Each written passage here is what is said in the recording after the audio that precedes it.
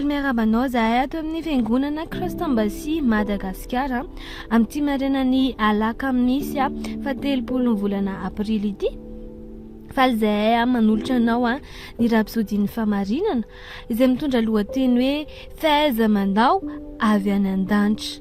Ozizin'ny Korinthiana 2:7-5 kanefa tsy miambo anana fahaleovana avy amin'ny hevitra na amin'inona amin'iny izahay fa ny fahaleovanay dia avy amin'Andriamanitra.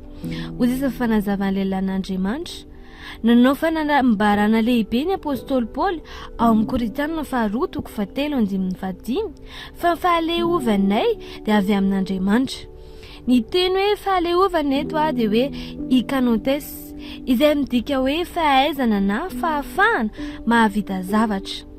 Midika zany fa mahazanak'Andriamanitra anao tsy hoe tsy mahay manao na inona ianao fa mahay araka n'Andriamanitra ianao. Haleluya! Ny fahaizanao dia avy amin'Andriamanitra zany ary ny fanekenao izany famarinana izany dia hitondra fiovana eo amin'ny fomba fisainanao, eo amin'ny fiainanao ihany koa. Hitantsika ao amin'ny soratra masina io ny fitsipiky ny fifanakalozana avy amin'Andriamanitra, nomen'Andriamanitra antsika ny fahafahana mahavita zavatra sy fahaizana mba ahafahantsika miasa sy mandeha araka ny fahaizan'Andriamanitra. Ny fanambarana ny teny no ampahany manandanja amin'izany dingana izany.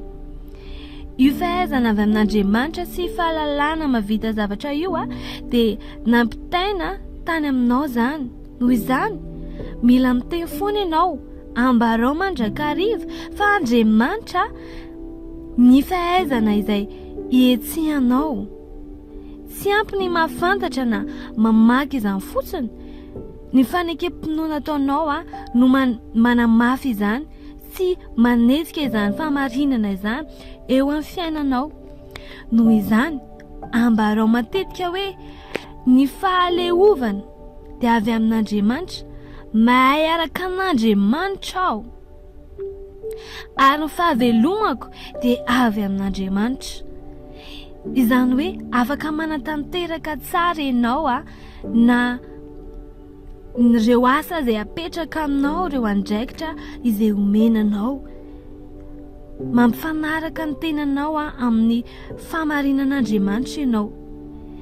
Izany hetsika izany dia mamela an'Andriamanitra hiasa miaraka aminao, hitarika anao amin'ny lalan'ny fanahy andeha amin'ny fahafenoan'ny herin'Andriamanitra.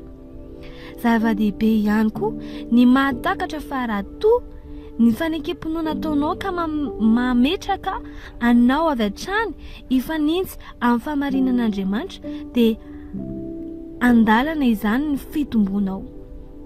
Mety ho eny eo dia hihetsika eo amin'ny lafiny rehetra fiainanao ilay fahaizana fa rehefa mitohy tsy akaty manao fanekem-pinoana foana ianao ary manaraka amin'ny fitarihan'ny fanahy dia hitarika anao amin'ny lalana marin'Andriamanitra, hitondra eo amin'ireo sehatra tena mety sy traikefa tsara izay mba hanampy anao hampivelatra tanteraka ilay fahaizana.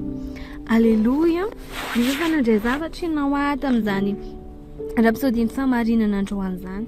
Andran'izy dia mitarika anao hoe ataovy foana ny fanekem-pinoanao mametrany tenanao hifanaraka amin'ny fanamasina amin'ny sitrapon'Andriamanitra ho anao. Amin'izao fotoan'izao raha manaiky an'izany teny izany ianao dia amin'izao fotoan'izao dia manasa anao anao an'izao vavaka izao za ilaza dia ianao merina azy ampandresen-dahatra. Haleluia! Ray malalo misaotra anao no ny fahaizana sy fahafahana mahavita zavatra nomenao tsy avy amiko ny fahaizako fa avy aminao. Noho izany manana hery avy any an-danitra aho mba hietsehako amin'ny fahaizanao. Nampitaovana amin'ny zavatra rehetra aho mba hahomby. Rehefa misainsaina sy manambara ny teninao aho dia mandeha